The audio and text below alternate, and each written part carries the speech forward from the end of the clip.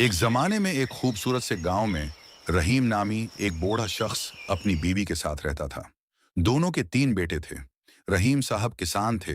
सारी जिंदगी मेहनत से खेती बाड़ी करके अपने बेटों को पाला पूसा, उन्हें पढ़ाया लिखाया। जवानी में रहीम साहब बहुत अमीर थे। उनके पास बड़ा सा घर, खेती और मवेशी थे। मगर जैसे जैसे वो बूढ़े होते गए, उनकी सेहत खराब होने लगी। बेटों ने शादियां कर लीं और अलग अलग रहने लगे। एक दिन रहीम साहब ने अपने सबसे बड़े बेटे से कहा, बेटा, अब हमारा जिस्म बूढ़ा हो चुका है। तुम्हारे घर आकर रहना चाहते हैं। बड़ा बेटा बोला। जी, मेरे घर तो जगह नहीं है। दूसरे बेटे ने भी कोई बहाना बना दिया। तीसरा बेटा सबसे लालची निकला। इसने कहा, अबा, तुम्हारा सारा माल तो तुमने हम तीनों में बांट दिया है। अब तुम मेरे घर क्यों आओ? बूढ़े माँ बाप बहुत गमगीन हुए। गांव के बाहर एक पुरानी झोंपड़ी में रहने लगे। खाने को भी मुश्किल से मिलता था। एक दिन गांव में एक बुजुर्ग दरवीश आए।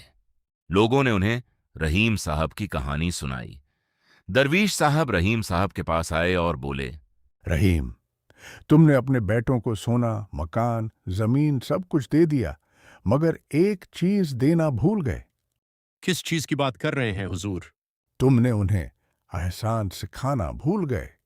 फिर दरवीश ने रहीम साहब को एक मशूरा दिया। अगले दिन रहीम साहब ने अपने तीनों बेटों को बुलाया और कहा, बेटो, मैंने तुम तीनों के लिए एक तोहफा तैयार किया है। मेरी मौत के बाद यह जायदाद तुम तीनों में बांट लेना। बेटों की आंखें चमक उठीं। वो सब बड़े बड़े जोश से बाप के घर पहुंचे। रहीम साहब ने एक लकड़ी का संदूक निकाला जो बहुत भारी लग रहा था।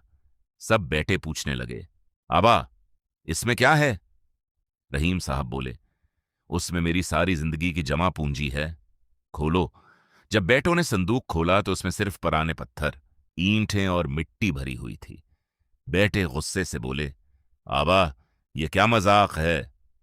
रहीम साहब ने आंखों में आंसू भरकर कहा, बेटो, जब मैं तुम्हें पाल रहा था तो तुम भी मेरे लिए यही थे, बोझ। मगर मैंने तुम्हें कभी बोझ नहीं समझा। तुमने मुझे बोझ समझ लिया। इस वक्त तीनों बेटों को अपनी गलती का एहसास हुआ। सब रो पड़े।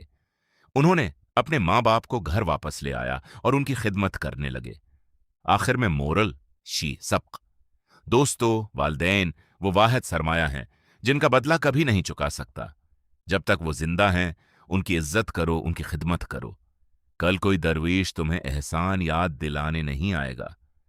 आज का सबक, जो अपने वालिदीन का एहसान नहीं मानता, वो कभी कामयाब नहीं हो सकता।